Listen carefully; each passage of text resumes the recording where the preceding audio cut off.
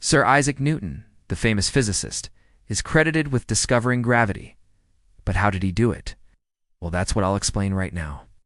So one day when Isaac was just minding his own business, an apple fell on his head. Of course, this wouldn't be the first time an apple had fallen on someone's head. But for whatever reason, this time, it got Isaac thinking. He wondered if the apple had fallen straight down, or if maybe it had fallen at an angle. And then he thought, well, if it did fall at an angle, then it must have been pulled towards the ground by some force. And if that force pulled the apple towards the ground, then surely it must also pull other things towards the ground too. Things like planets, for example. Now, Isaac wasn't the first to ponder the idea that the Earth might be pulling things towards it. But what he did next was to calculate just how much the Earth is pulling things towards it.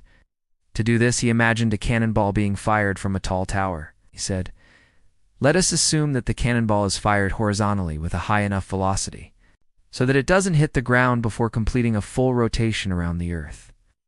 In that scenario, the cannonball would go all the way around the planet and then fall straight back down into the sea. So the question is, how long would it take for the cannonball to go around the Earth?" To answer that, he considered the fact that the cannonball would continuously fall towards the ground due to the force of gravity, but that it would also continuously be veered off course by the Earth's rotation. And by considering these two things, the force of gravity and the Earth's rotation, he was able to calculate how long it would take for the cannonball to go around the Earth, and how far it would travel in both the horizontal and vertical directions. And here's what he found.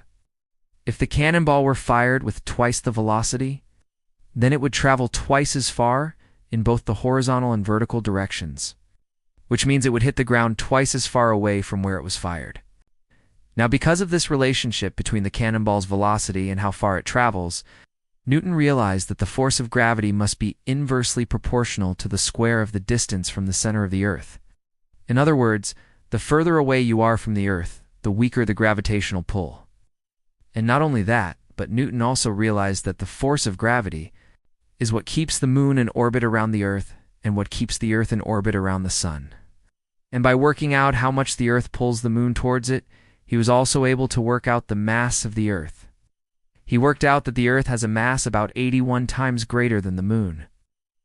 And by comparing this value with the sun, he was able to work out that the sun has a mass about 333,000 times greater than the Earth. And so that's how Isaac Newton discovered gravity. He noticed that things fall to the ground, wondered why they don't just fall sideways instead, worked out how the force of gravity depends on the distance from the center of the Earth, and then used this to work out the mass of the Earth and the sun. If you want to learn more about gravity, then I've got lots more videos on the subject. Just search for more videos on gravity.